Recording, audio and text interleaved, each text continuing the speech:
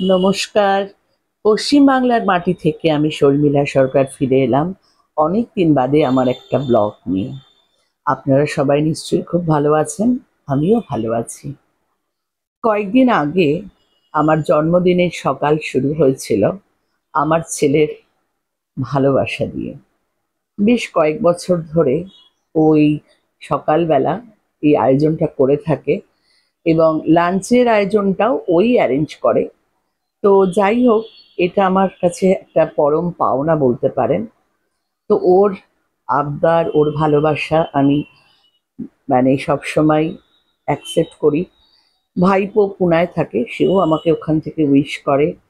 আর এই দুটো ছেলে আমার পরিবারে সবসময় আমাকে মনে রাখার চেষ্টা করে। এছাড়াও আমার দেওর, ননদ, আমার বাড়ির লোক, আমার দাদা বৌদি এবং আমার যারা বন্ধু বান্ধব সকলেই সারাদিন ধরে উইশ করে। আমার ছাত্রছাত্রী সকলের ভালোবাসা নিয়ে দিনটা বেশ ভালোই কেটে যায় জানেন। বেশ কয়েকদিন হলো হয়ে গেছে অনুষ্ঠানটা। তো আমি তো আর সময় পাইনি। তো ছেলেকে বলেছিলাম ঠিক আছে, তোকে একদিন আমি লাঞ্চ করাতে নিয়ে যাব। তাই দুদিন বাদে আমার একটা ব্যক্তিগত বেশ কিছু অফিসিয়াল কাজ ছিল। আমার বাড়ির কিছু পুজোর আগে রেনোভেশনের ব্যাপার আছে, সেই সব জিনিসপত্র অর্ডার দেওয়া। এছাড়াও হাওড়া ডকসেন রোডে আমার একটা অফিসিয়াল কাজ ছিল, সেখানে যাওয়ার জন্য ছেলেকে বললাম চল আজকে হাওড়া স্টেশনের পাশে, আমি শুনেছি অনেক দিন ধরে হাওড়া স্টেশনের অপোজিটে একটা গঙ্গার ধারে রেলের একটা কোচে রেস্টুরেন্ট বানানো হয়েছে, তোকে আমি ওখানে আজকে লাঞ্চ করাবো। কারণ সত্যি কথা বলতে কি, সকালবেলা রান্না ফান্না করে লাঞ্চ করে বেরোতে গেলে অনেক দেরি হয়ে যায়। তো ও বললো হ্যাঁ ঠিক আছে, আজকে তাহলে তোমার বার্থডে লাঞ্চটা হয়ে যাবে। তো যদিও বার্থডে লাঞ্চ সবসময় ওরম ভাবে হয় না, আমার পরিবারের অনেকেই থাকে সাথে, কিন্তু আজকে উপায় ছিল না, কাজটাও ছিল, তা খাওয়ারও একটা ব্যাপার ছিল।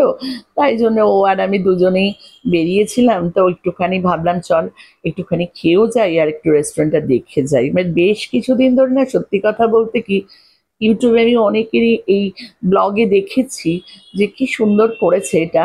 হাওড়া স্টেশনের ঠিক নিউ কমপ্লেক্সের অপোজিটে, যেখানে গাড়ি পার্কিং এর জায়গাটা আছে না, তার ঠিক পাশে এত সুন্দর গঙ্গার ধারে ওই বন্দে ভারত রেলের যেরকম কোচ হয় সেরকম স্টাইলে এই রেস্টুরেন্টটা বানানো হয়েছে।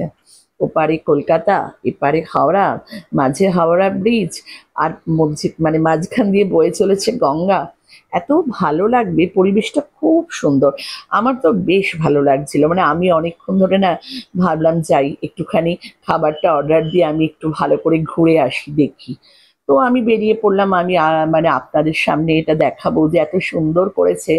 যারা আপনারা আসেননি তারা সময় পেয়ে একটু যদি ঘুরে যান ভালোই লাগবে। আসলে কি, এখানে আসা কোনো অসুবিধে নেই। গাড়ি পার্কিং এর জায়গাটা না একদম এই রেস্টুরেন্টের পাশে। দেখুন কি সুন্দর লাগছে। দাঁড়িয়ে দাঁড়িয়ে দেখছিলাম, একটা হালকা সুন্দর ঠান্ডা আমেজ। রোদ ছিল, কিন্তু বেশ কড়া রোদ ছিল, কিন্তু মনে হচ্ছিল না জানেন। এত মিষ্টি রোদের মাঝে এত সুন্দর একটা হালকা বাতাস বইছিল। আর ওই লঞ্চগুলো মাঝে মাঝে যাচ্ছিল, কি সুন্দর দেখতে লাগে না, এত ভালো লাগে। আজকাল অবশ্য কলকাতাতে এই লঞ্চে করে রাইড করার ব্যাপারটা কিন্তু চালু হয়েছে, আপনারা জানেন কিনা জানি না। অনেকেই কিন্তু এই লঞ্চে করে সন্ধেবেলা অনেক বাবুঘাট থেকে অনেক লঞ্চ, অনেক মিলেনিয়াম ঘাটের পাশ থেকেও অনেক ছাড়ে আমি শুনেছি।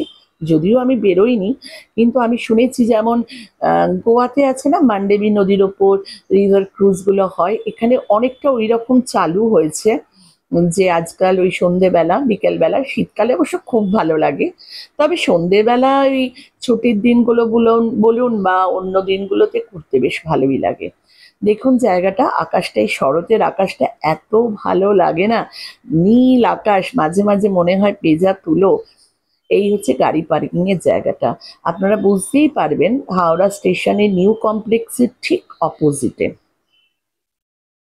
দেখুন কি সুন্দর জায়গাটা, বিশাল একটা অঞ্চল নিয়ে ওরা এই রেস্টুরেন্টটা বানিয়েছে।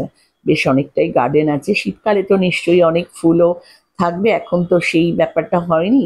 দেখছিলাম ওরা সমস্ত গার্ডেনিংটা করছে, আস্তে আস্তে ফুল ফুটবে, খুব ভালো লাগবে শীতকালটা। একদম পাশেই একটুখানি গেলেই মিউজিয়াম আছে, রেলওয়ে মিউজিয়াম। এসে যদি আপনারা গাড়িটা এই পাশে পার্ক করে দেন, তাহলে এইখানে রেস্টুরেন্টে আপনারা লাঞ্চ বা ডিনার করতে পারেন। আর জাস্ট বাঁদিকে গিয়ে একটুখানি অপোজিটে রেলওয়ে মিউজিয়াম, সেটাও আপনারা এনজয় করতে পারেন। শীতকালে বাচ্চাদের নিয়ে এই জায়গাটা ঘুরতে আসার জন্য একটা দারুণ আদর্শ জায়গা। এমনি খুব পরিষ্কার, কোনো নোংরা নেই, কোনো কিছু নেই। আসলে আমার এই হাওড়া স্টেশনের এই এখনকার পরিবেশটা বেশ ভালো লাগে। আগে এতটা এই জায়গাটা পরিষ্কার ছিল না। যাই হোক, ওইটার একটা ভিডিও দিলাম। আর চলে এসেছে আমাদের চাইনিজ লাঞ্চ। কারণ আমি লাঞ্চে চাইনিজটা ভীষণ প্রেফার করি। তো আমার ছেলেও ভীষণ পছন্দ করে, আপনারাও নিশ্চয় অনেকেই চাইনিজ খেতে খুব ভালোবাসেন। তো আমরা একটু এনজয় করে লাঞ্চটা করলাম, চাইনিজ খেলাম। তো এখান থেকে আমি যাব আমার ওই কাজটা সেরে, তারপরে আমি কিন্তু বেশ কিছু জিনিস আমার কেনার আছে, সেগুলো অর্ডার দিতে যাব। তো সেই জন্য লাঞ্চটা একটুখানি প্রপারলি করে নিলাম, বাড়ি ফিরতে দেরি হবে। শরতের আকাশটা এত ভালো লাগে কি বলবো। সবাই ভালো থাকবেন। আমি আবার ফিরে আসবো আমার একটা নতুন ব্লগ নিয়ে। সামনেই দুর্গাপুজো আসছে, সবাই ভালো থাকুন, সবাইকে ভালো রাখুন। নমস্কার। আজকে এই পর্যন্ত, আমি খুব তাড়াতাড়ি আবার ফিরে আসবো।